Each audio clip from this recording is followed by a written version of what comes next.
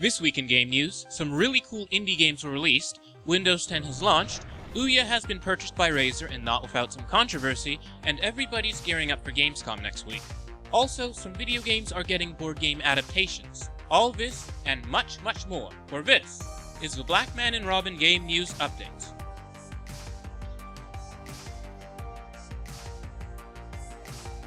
Also this week, we'll be giving away a Steam key for the very cool Cave Story Plus. Watch closely for details.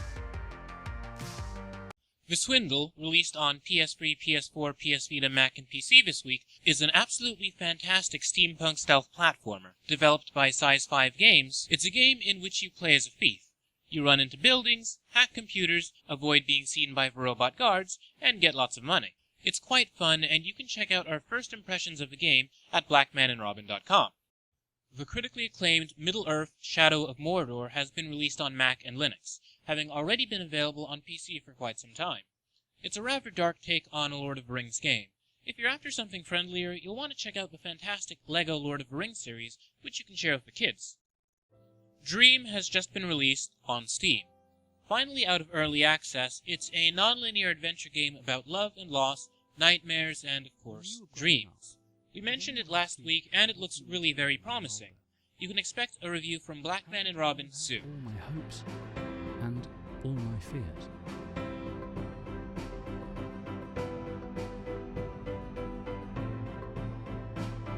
All I have to do is dream.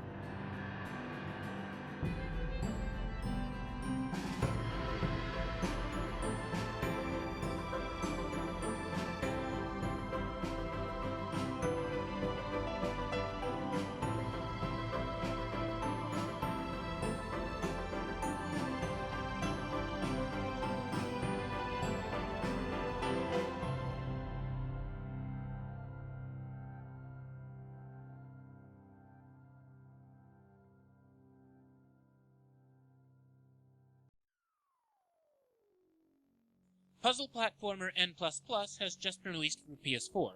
In N++, you play as a ninja bouncing around dangerous robots and other obstacles. The game has a really cool, minimalist style, and is descended from a fantastic free browser game. This evolution of N++ has thus far gotten great reviews. If you own a PlayStation 4, it's well worth checking out.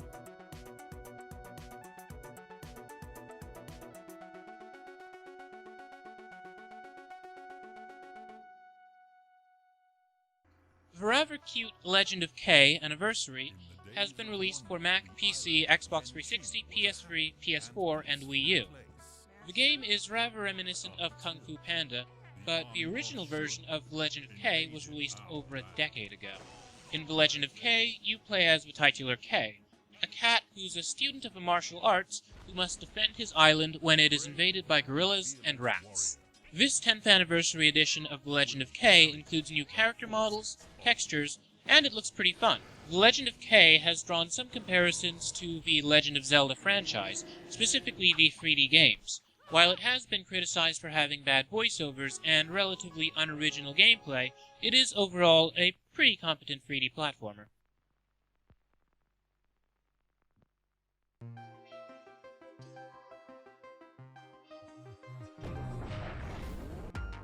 If you're an iPad user, Dungeon of the Endless is coming to your platform. Dungeon of the Endless is a roguelike dungeon defense game in which your goal is to protect your crashed spaceship's generator while trying to survive on a planet full of hostile creatures. It's a great game that's already been out on PC for quite some time. If this looks like your sort of game, you'll definitely want to check it out. Also, if you happen to be attending Gamescom, you'll be able to play the iPad version of Dungeon of the Endless over there.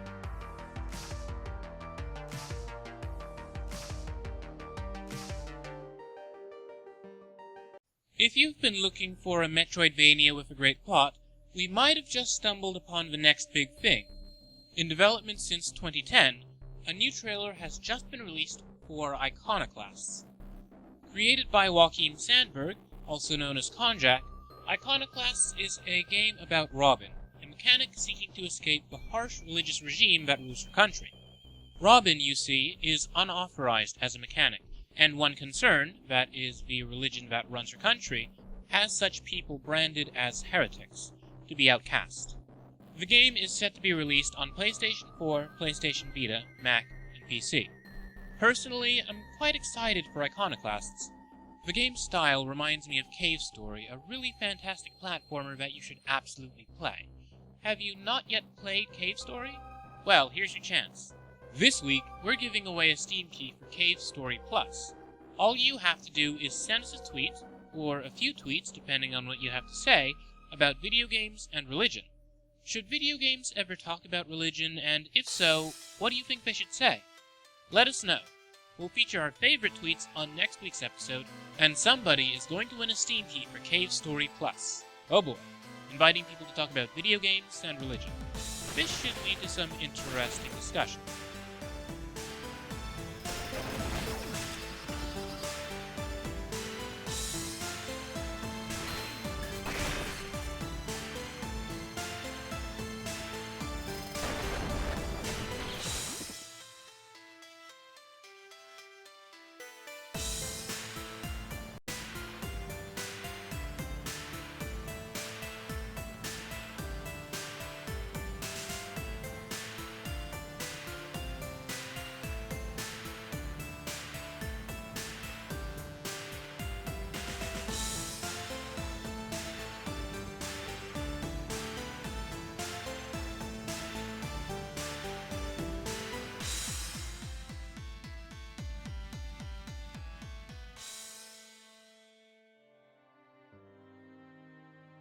The Sunrise DLC has just been released for the endless flying game Race the Sun.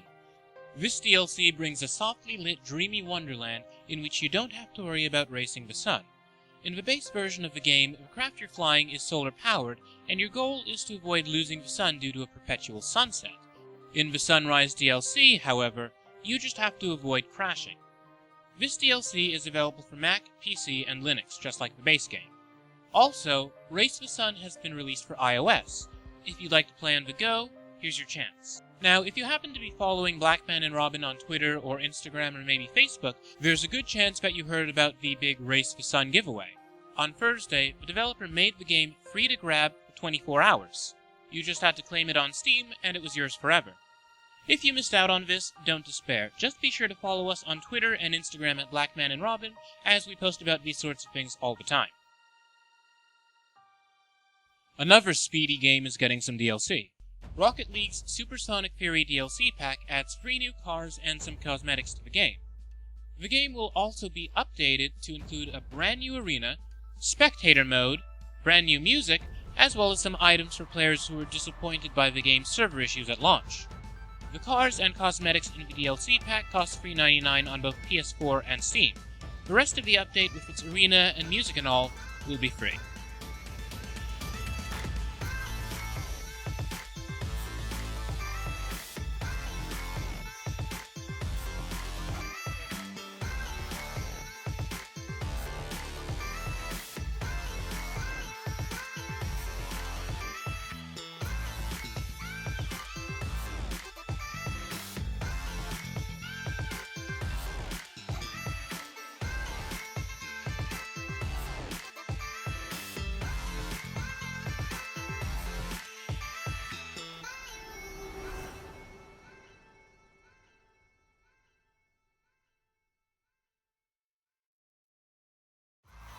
Are you excited for this DLC? I know 2 little folks who are. Check out this picture of these 2 young Rocket League players. This picture comes courtesy of @FreshNarish on Twitter. Congratulations, kids. You're on television playing video games. Clay Entertainment has just announced the Shipwrecked expansion for Don't Starve. Set to be released this autumn to Mac, PC, and Linux, it adds new characters, environments, and much more. It's in development with Cappy, folks behind Super Brothers and Super Time Force. In operating system news, Windows 10 has been released this week. It's free if you already own Windows 7 or 8. You can also run out and purchase it on a flash disk if you're so inclined. Besides all the games promised for Windows 10, such as the upcoming Fable Legends, you can also use to stream Xbox One games to your PC. Here's how. In the Xbox app on Windows 10, select Connect, then add a device from the menu on the left side of the app. Then select your Xbox One console.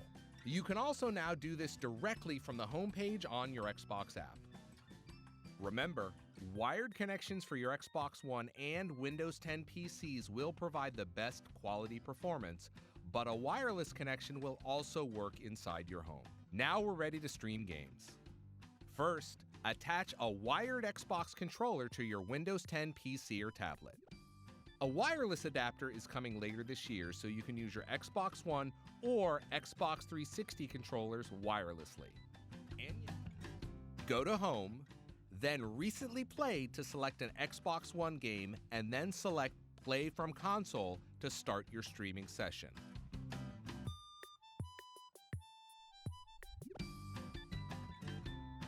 Or you can simply select your Xbox One console under Home, then Game Streaming to take control of your Xbox One console from your Windows 10 PC and stream controller-enabled games. A notification will appear on your Xbox One that a game streaming session was started by a specific user. During game streaming, the Xbox One console will appear in use as though the person streaming was in the room, and the TV and Windows 10 device will mirror one another. Some beta gameplay of the upcoming fighting game Harlem Renaissance has just been released. Currently in development by Ouya Indie Games from Detroit, Michigan, it looks very interesting. In Harlem Renaissance, you play as important figures from, you guessed it, the Harlem Renaissance. You're put in the fighting arena, and it's a very unusual sort of fighting game. I mean, I've seen fighting games with anime characters, fighting games with very unusual video game characters, but a fighting game starring famous historical figures, artists, poets, musicians, it's all quite weird, but I'm looking forward to seeing where it goes.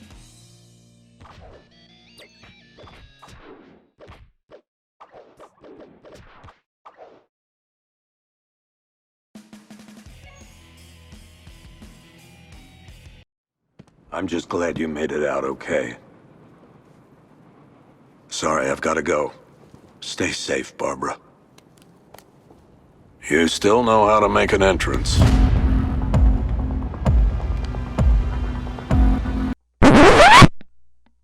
There have been no new developments in the Bat controversy this week. If you don't know what the Bat controversy is, just understand that Batman Arkham Knight is a great game that ran fine on the PlayStation 4 and Xbox One at launch, but had big issues on the PC. The problems were so big with the PC version of the game that WB pulled it from sale. We don't know when exactly the PC version of the game will be returning, though rumor has it that it's in this autumn. However, we do know that there's been an Alfred mod released. This video, courtesy of Batman Arkham videos on YouTube, shows it off. The game mod replaces Batman with Alfred in the game. There's something kind of funny about watching Batman's beloved old butler doing flips and fighting crime in the streets of Gotham. It makes you wonder, where is Batman? Is he at home enjoying a nice, tall cup of tea? When Arkham Knight comes back to PC, you might want to try this mod out. It's pretty cool. For more neat Batman Arkham videos, you should follow at Arkham Videos on Twitter, as they post lots of awesome stuff.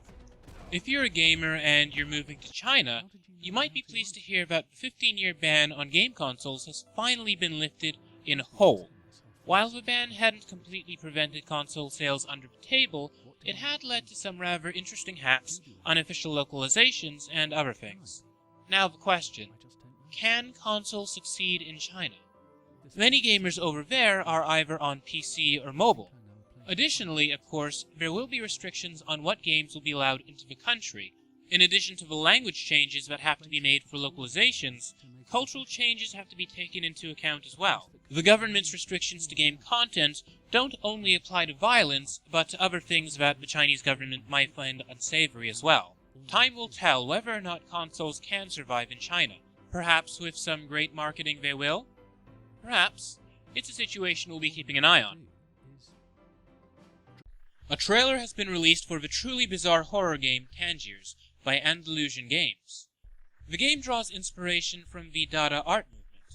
In case you're unfamiliar with the movement, what you should know about Dada is that it's an anti-art sort of art. It's not that people who created Dada art were necessarily against art, so much as they were against the institutions that were in charge of art back in the day. Hence, they created art that ran up against all the rules of art. You know the whole blank canvas is art thing? It came from Dada. If you enjoy surreal games, you'll want to take a look at Tangiers. It's set to be released on November 26, 2015.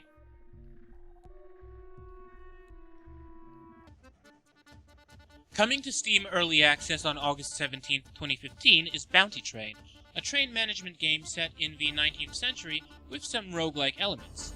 You assemble trains, manage a crew, and do your very best to survive train robberies. While the graphics look a little bit rough, the game is not yet finished. The gameplay itself, however, looks quite promising. It looks a little bit like FTL with trains. I'm absolutely going to be keeping an eye on this one, and it's well worth looking into if you enjoy RPGs with the historical slant. Over on Steam Greenlight, Rogue State caught my attention this week.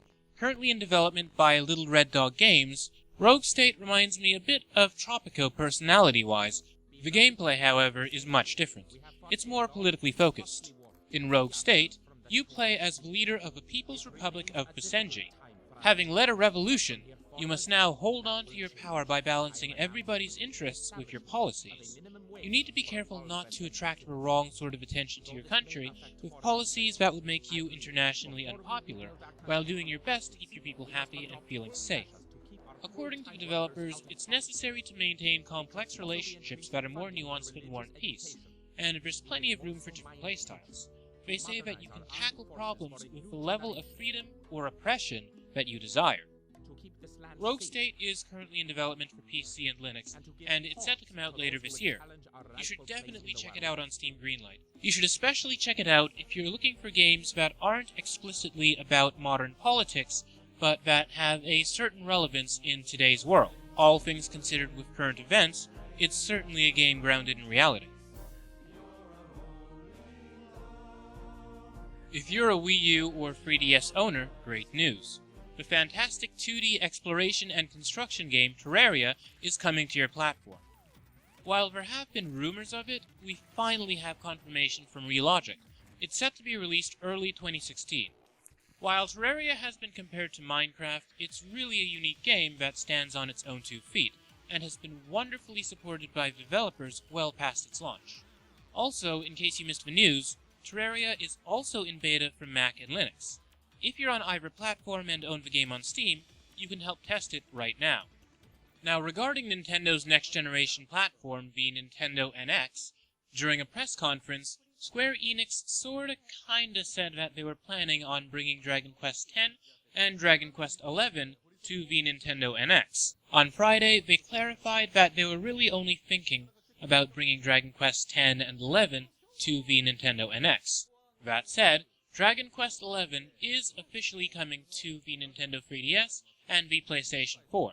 We know that the Japanese version of the game will be receiving a 2016 release. We do not know, however, if or when the game is coming west. In other 3DS RPG news, Final Fantasy Explorers has been announced. It's a new ARPG that features co-op for up to 4 players. In the game, the world's at the brink of war over, wait for it, crystals. The scarce resource that appears in just about every Final Fantasy game is starring again in this one. I honestly don't have high hopes for the story, but the gameplay at least looks decent. Recruiting monsters to fight for you sounds like it'll be a pretty fun mechanic. The game is set to be released on January 26, 2016. In other Final Fantasy news, Final Fantasy Type 0 HD is coming to the PC, along with what Square Enix promises are graphical upgrades and new features. In this game, you're part of Class 0, a group of students from a military academy whose country is attacked by another empire. The story delves into the injustices of war, and has been pretty well received by both players and press. The PC version of Final Fantasy Type 0 will be released on August 18, 2015. As we mentioned at the outset, Ouya has been acquired by Razer. The company which developed the Ouya, a funnily named Android console, ran into some rather serious financial issues to nobody's surprise. A couple of years ago, Ouya arrived on the scene with a slick Kickstarter video and an interesting pitch, that every game on their platform would be playable for free, or, at the very least, have free trials of sorts. The Ouya broke Kickstarter records, and in 2013, Ouya launched the Free the Games Fund, which was $1 million piggy bank meant for developers creating Ouya exclusive games. Of course, you couldn't just run up to Ouya and demand $250,000 for your science-based dragon MMO. Rather, you initially needed to run a Kickstarter to raise at least $50,000. The limit was eventually lowered to $10,000, and the reason we bring up the fund is because according to an article at Polygon, about half of the developers who were part of the program received no money at all. According to an anonymous developer interviewed at Vice, Ouya gently requested that these developers not inform the press what was going on with the Free the Games fund, which stinks pretty terribly, I'd say, on Ouya's part. The terms of Razer's acquisition of Ouya aren't for their hardware, but for their software store.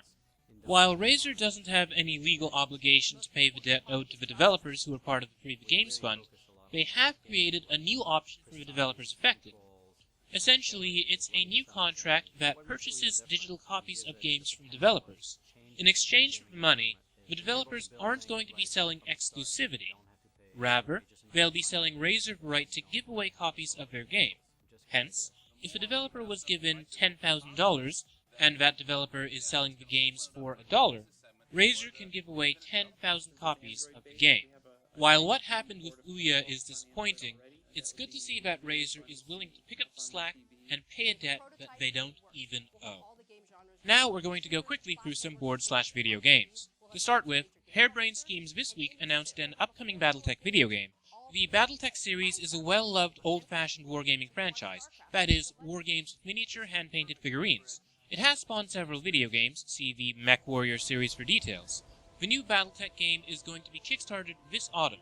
Thus far it's been announced for PC, and it has Jordan Weissman, the creator of the Battletech franchise, on the team. Considering the fantastic track record that Harebrained Schemes has with Kickstarter, they're responsible for Shadowrun Returns, they'll most likely do very well with this new Kickstarter.